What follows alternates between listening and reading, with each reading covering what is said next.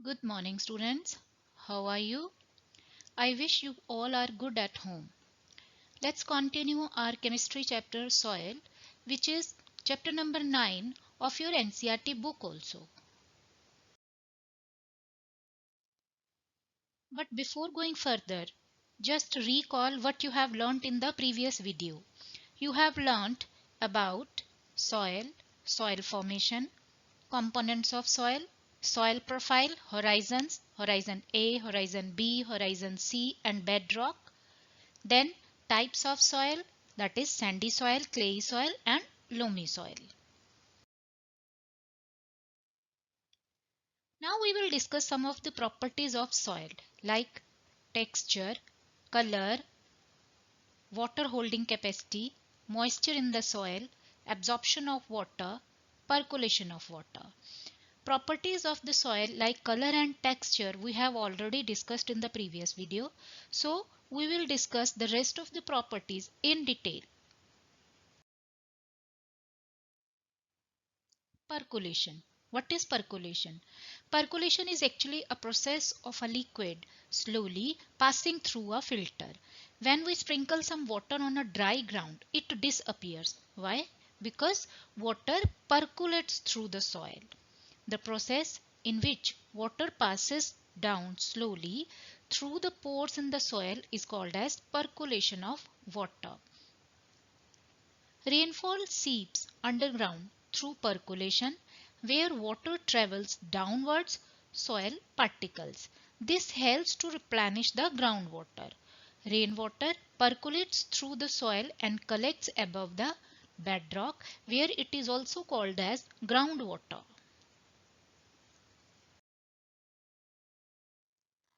Percolation of water in the soil.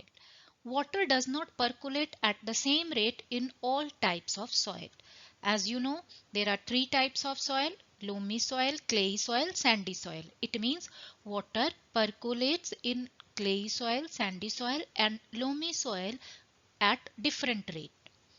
Percolation rate depends directly on the size of the particles of the which soil is made up of. It means sandy soil allows maximum percolation of water because it is quite loose, so much space in between the particles. So the percolation rate of the water is highest in sandy soil. Just opposite to it, percolation rate of water is lowest in the clay soil because it is very compact and the particles are tightly packed in the clay soil. It allows minimum percolation of the water.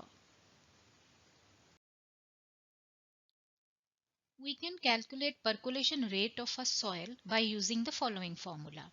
Percolation rate is equal to amount of the water in milliliter which is percolated divided by the time taken for the percolation in minutes.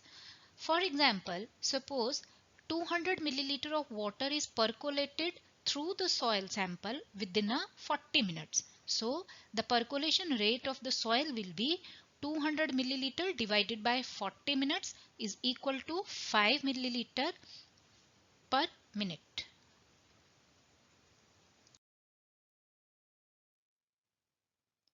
Next property is moisture in the soil. The soil has some amount of water inside it as a moisture.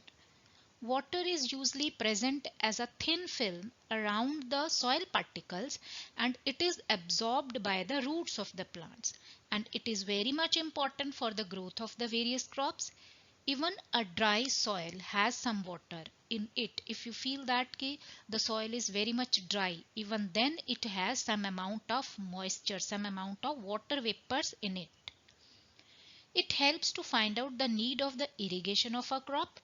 Knowing the soil moisture status, farmer can do efficient irrigation, providing the water as and when it is required by the crop, as well as they can save the water when irrigation is not needed. We can perform one activity to find out whether moisture is present in the soil. Collect some sample of soil and put it in the boiling tube. Now heat it on the flame and observe it. You will find out that there will be the small droplets of water on the inner surface of boiling tube as shown in the figure. On heating, water actually evaporates, moves up and condensed on the cooler inner walls of the upper part of the boiling tube. This shows that the given sample of the soil had some moisture in it. Next is water retaining capacity of soil. Soil absorbs water because it is porous. There is some gap in between the particles of the soil. Soil water holding capacity or water retaining capacity is the amount of the water that a soil can hold.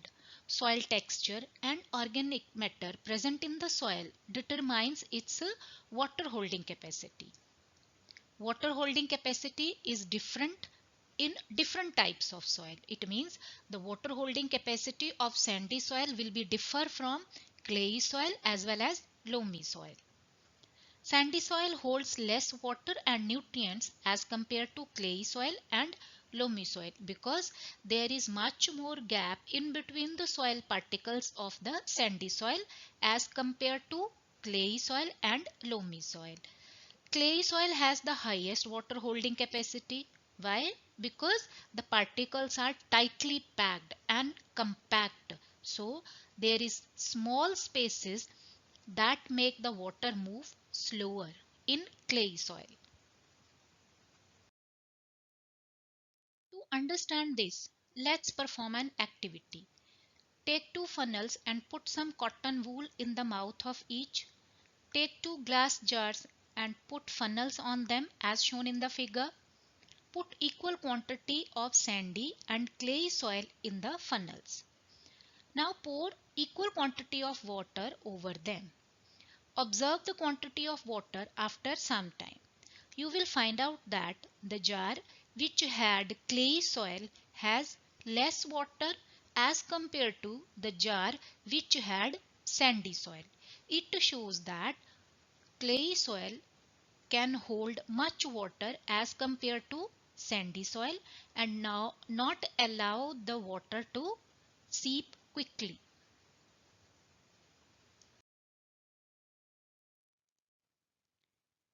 Now let's discuss soil pollution. What is soil pollution?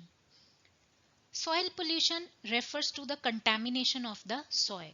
Addition of harmful, toxic and undesirable substances or material in the soil is known as soil pollution.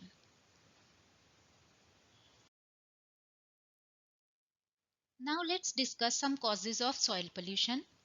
The root causes of soil pollution are agricultural, excessive and improper use of pesticides, insecticides, improper disposal of industrial waste and chemical waste, poor management or inefficient disposal of waste, non-biodegradable waste like polythene, plastic, glass, etc. Now let's discuss how the soil pollution affects the life of plants and animals. Soil pollution means decrease in the availability of the nutrients in the soil, so danger for the proper growth of the plant's life. The plants that are grown in the polluted soil may accumulate soil pollutants, and when these plants are consumed or eaten by the animals, all the pollutants are passed up to those animals. This can result in the loss or extinction of many desirable animal species.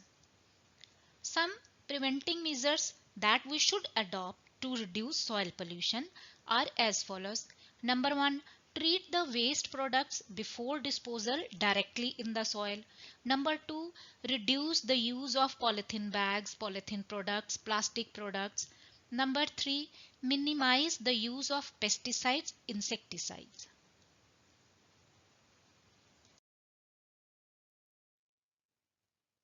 Our next topic is soil erosion. Soil erosion is defined as the wearing away of topsoil and making it unfertile and unsuitable for proper plants growth. The process of removal of topsoil by water, wind or ice is known as soil erosion. Plants' roots firmly binds the soil.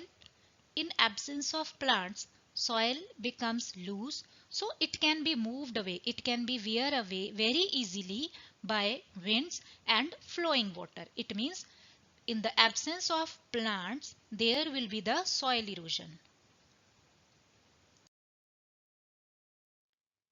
Here are some causes of soil erosion. Due to human activities like deforestation, overgrazing, construction of houses, buildings, industries and mining, etc. Wind blows loose soil without vegetation. It means the soil which is without plant can be blown away very quickly by the winds. Natural forces like wind, glacier and water. Improper method of farming.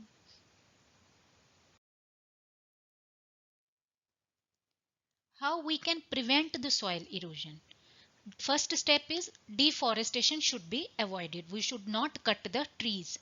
Next is increase vegetative cover on the land. Grow more and more plants as well as trees, which helps to prevent both wind and water erosion. Adopt terrace farming in the hilly area.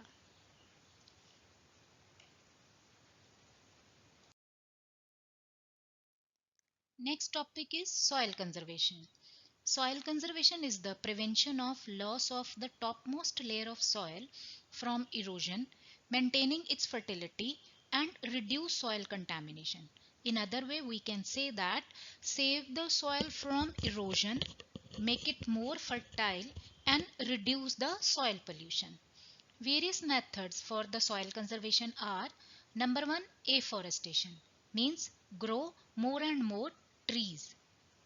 Manuring and crop rotation. Then step farming. Next is construction of dams, windbreaks and embankments. Check overgrazing.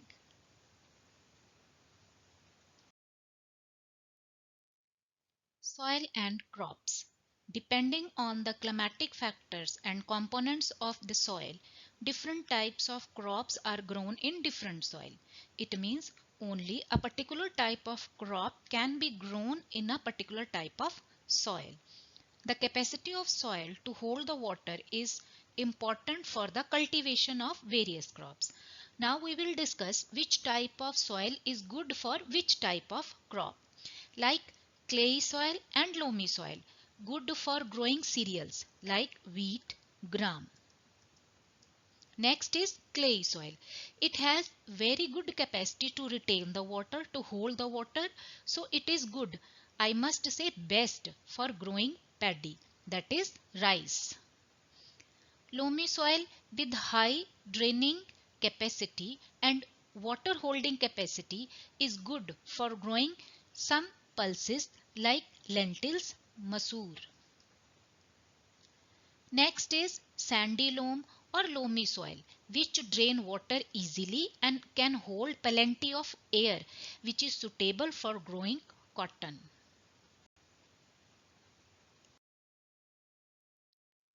That's all students. Let's take a quick review of the chapter. Soil forms the upper thin layer of Earth's crust. It is important for life on the Earth. Soil formation is a continuous process which depends on agents of weathering. Dead and decaying matter in the soil is called humus. Soil profile is a section through different layers of soil. Various layers of soil are called horizons. Three major types of soil are sandy soil, clay soil, loamy soil. Different crops need different types of soil. Soil erosion is caused by running water and wind. Soil pollution is a matter of serious concern. Soil conservation must be practiced by afforestation, flood control and proper farming method.